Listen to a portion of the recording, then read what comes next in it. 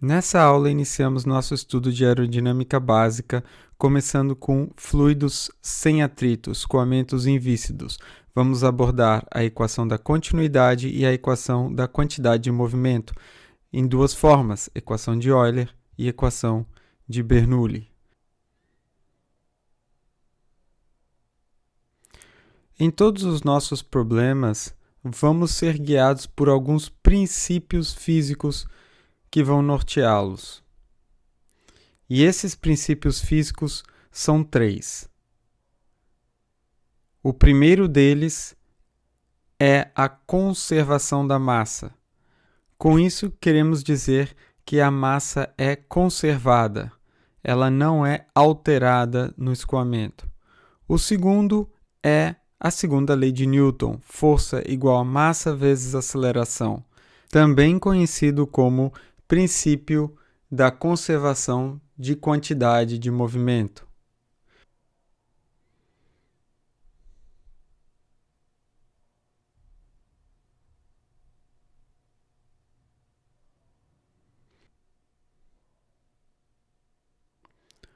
O terceiro princípio de conservação é o da conservação da energia.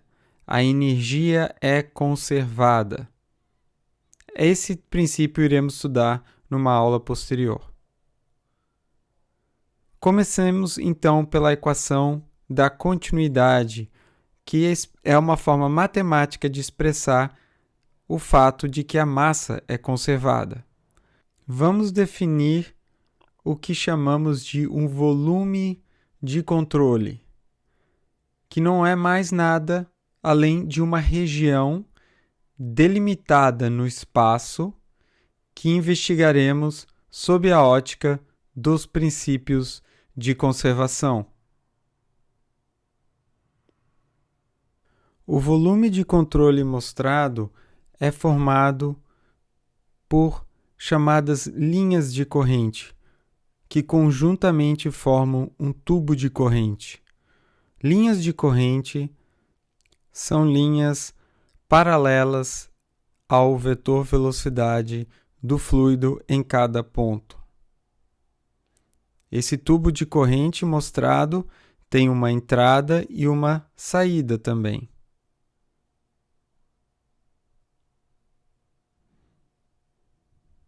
Na entrada, definimos a área, a velocidade e a densidade. E esses valores podem variar ao longo do tubo de corrente. São definidos também na saída. A equação da continuidade pode ser expressa em palavras com a frase: o que entra por um lado tem que sair pelo outro. Vamos expressar isso matematicamente. No intervalo dt, um volume de fluido que entra é dv igual a velocidade 1 vezes dt, que dá um comprimento, vezes a área 1. A massa que entra é dada pela multiplicação dessa quantidade por ρ1, que é a densidade na entrada. Então, dm igual a ρ1 v1 a1 dt. Definimos, então, a vazão mássica m ponto como sendo a taxa de variação de massa no tempo. Assim, m.1 igual a dm1 dt, que é igual a ρ1 v1 a1. Se a gente prestar atenção no que a gente disse, pela lei da conservação da massa, m.2 tem que ser igual a m.1. Ou seja, ρ1 v1 a1 tem que ser igual a ρ2 v2 a2. Isso é conhecido como a equação da continuidade.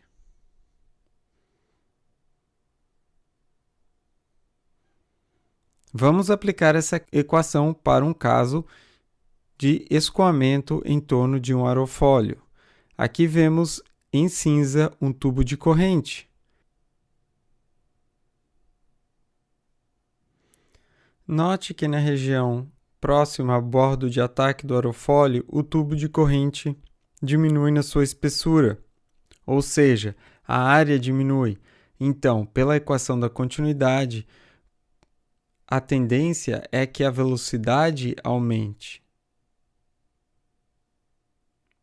Logo em seguida, vamos explorar isso um pouco melhor. Mas antes, vamos falar sobre compressibilidade de escoamentos. Podemos falar em escoamentos incompressíveis e escoamentos compressíveis. E também podemos falar de um fluido compressível e um fluido incompressível. Essas duas coisas são a mesma coisa? O que é, então, ser compressível ou incompressível?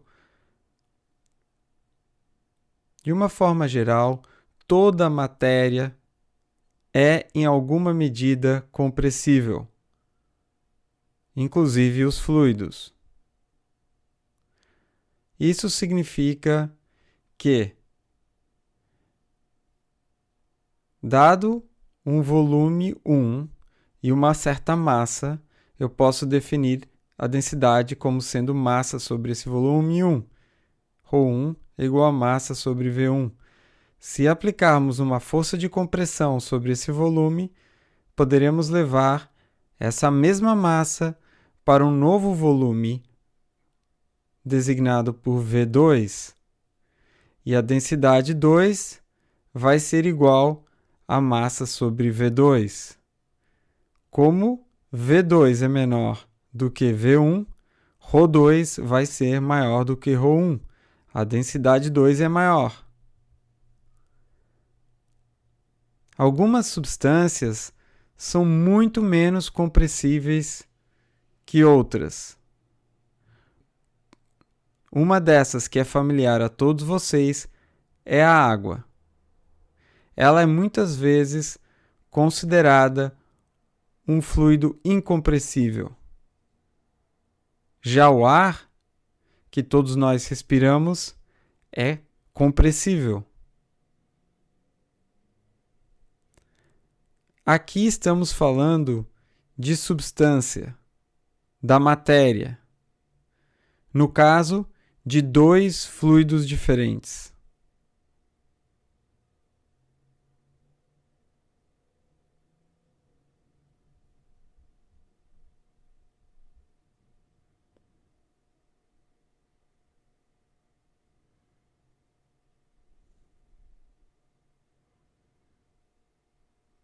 Um escoamento, por sua vez, é compressível se a densidade ρ muda ao longo do movimento de um elemento de fluido.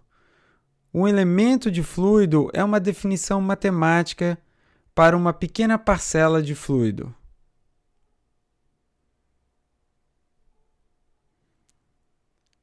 Vamos visualizar isso para ficar um pouco mais claro. Aqui desenhamos um elemento de fluido que se desloca e tem uma massa dm, que não muda. No instante t, temos uma densidade, um volume, dado por dm dividido por ρ de t. No instante posterior, a densidade é ρ de t mais dt e o volume no instante t mais dt é dado por dm dividido por ρ no instante t mais dt. De forma que, se ρt é diferente de ρ no instante t mais dt, isso implica em dv no instante t diferente de dv no instante t mais dt. Esse é um escoamento compressível. Um escoamento é incompressível se ρ é constante ao longo do movimento de um elemento de fluido.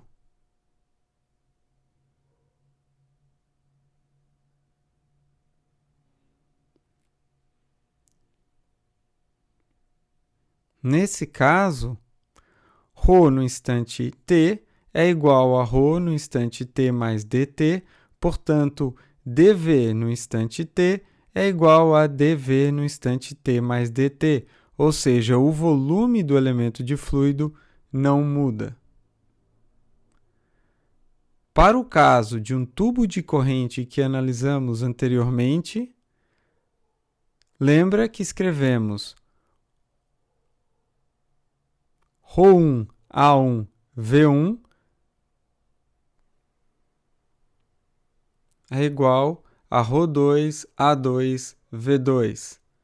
E essa equação ela é sempre válida, tanto para fluido compressível quanto incompressível, para escoamento compressível ou também incompressível.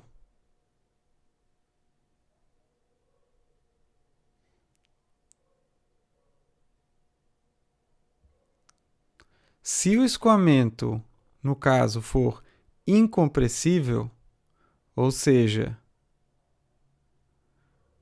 ρ1 é igual a ρ2,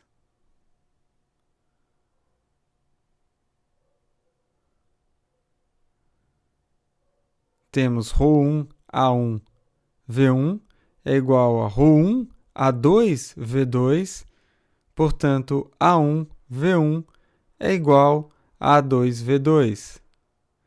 Isso também é verdade se o fluido for incompressível, ou seja, ρ é constante.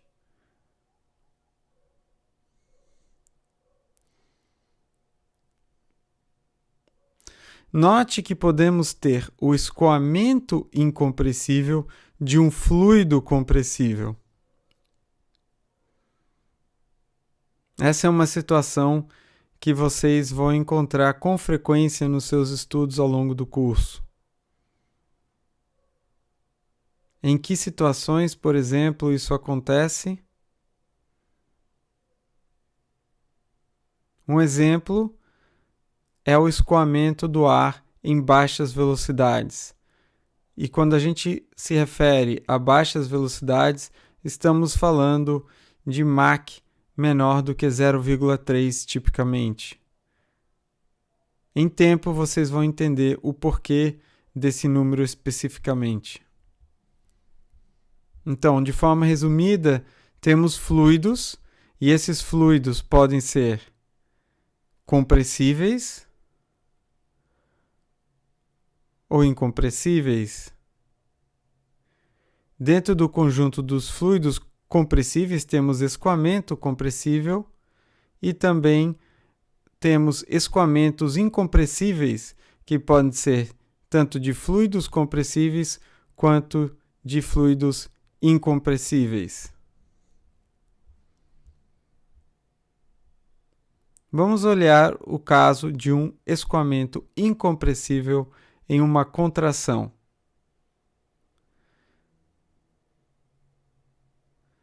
O escoamento vem da esquerda para a direita. Na esquerda, a entrada tem área A1 e a velocidade é V1. Na saída, a velocidade é V2 e a área é A2. Pelo desenho, podemos ver que a área 2 é menor.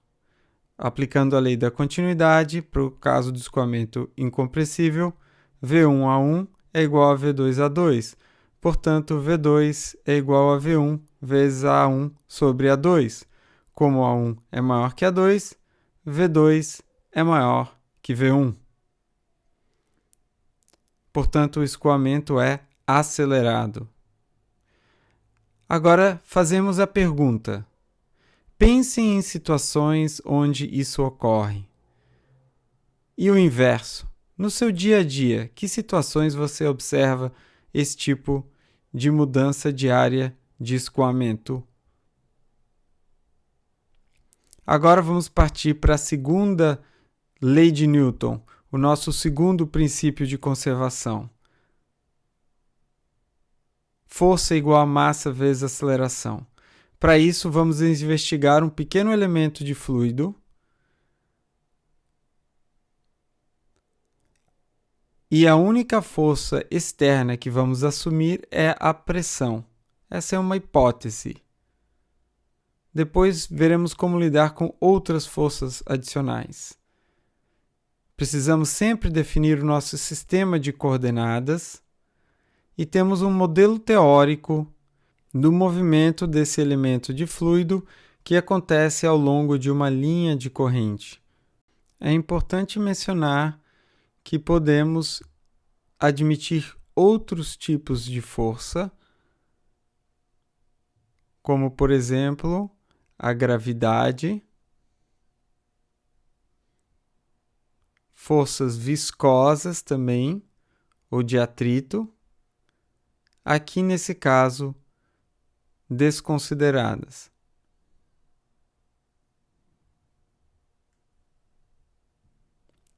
Assumindo que o movimento ao longo de uma linha de corrente só acontece na direção x, vamos aplicar a segunda lei de Newton. A força resultante sobre o nosso elemento de fluido vai ser dado pela pressão vezes dYdz na face esquerda, menos a pressão na face direita, que é P mais dP dx, vezes dx, vezes dYdz, que é a área da face direita. Isso, então, simplifica para menos dP dx, que multiplica dx dy dz, que combinados resultam no volume dV. A massa do elemento é dada por dm igual a densidade vezes o volume dV, que é dx dy dz, ou seja, ρdV. A aceleração do elemento é dado por A igual a dV dt. Mas dV dt pode ser escrito como dV dx vezes dx dt, que isso é igual a dV dx vezes v. Do resultado de que força é igual a massa vezes aceleração, temos força, que é menos dP dx vezes o volume dV, é igual a massa vezes aceleração, ρdV, vezes v vezes dV dx. Simplificando os dVs, temos finalmente que dP é igual a menos ρ VdV. Isso é a chamada equação de Euler. Ela relaciona as variações de pressão e velocidade ao longo de uma linha de corrente. Podemos aplicar isso para o caso de um escoamento novamente em torno de um aerofólio. Dessa equação que acabamos de ver, dP mais ρ VdV é igual a zero.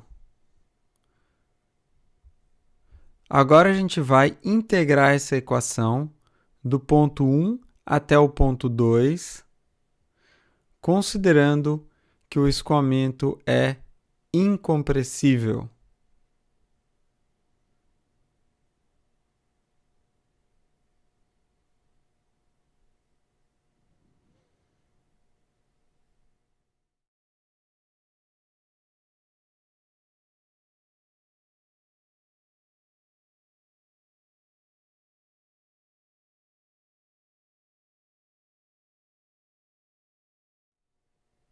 A integral de P1 até P2 de dP mais ρ, fora da integral porque é constante, de V1 até V2 de VdV igual a zero. Essa integral, resolvendo, nos dá P2 menos P1 mais ρ, que multiplica V2 ao quadrado sobre 2 menos V1 ao quadrado sobre 2 é igual a zero. Colocando os mesmos índices de cada lado da equação, temos P2 mais ρ V2 ao quadrado sobre 2 é igual a P1 mais ρ V1 ao quadrado sobre 2.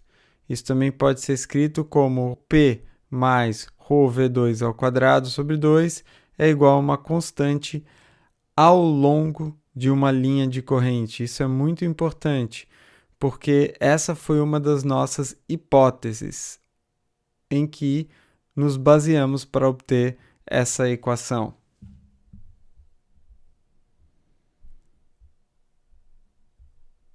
Podemos traçar aqui alguns comentários importantes ou observações sobre esses resultados.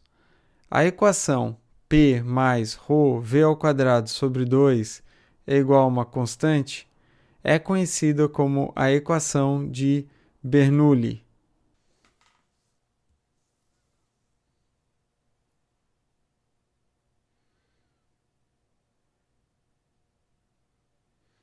A equação de Bernoulli somente é válida para escoamentos sem atrito,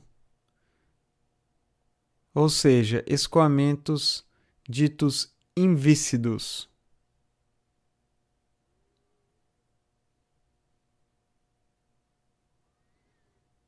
A equação de Bernoulli é aplicada entre dois pontos de uma mesma linha de corrente.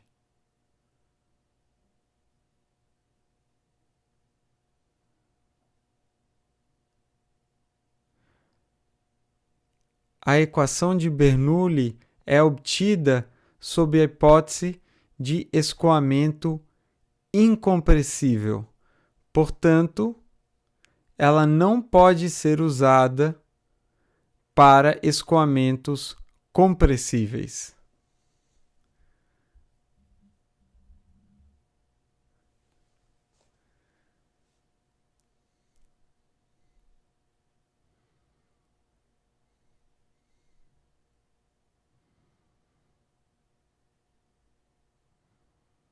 Dito isso, a equação de Euler pode ser integrada ao longo de uma linha de corrente, mesmo que o escoamento seja compressível.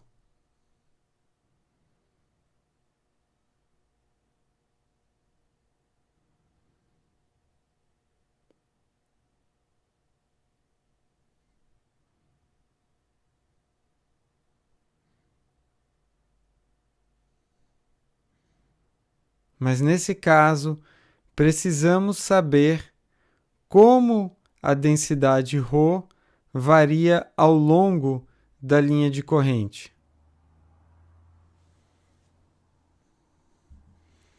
É importante reconhecer que essas condições sejam satisfeitas para aplicar a equação de Bernoulli, que é muito famosa, mas por muitas razões, às vezes, mal aplicada.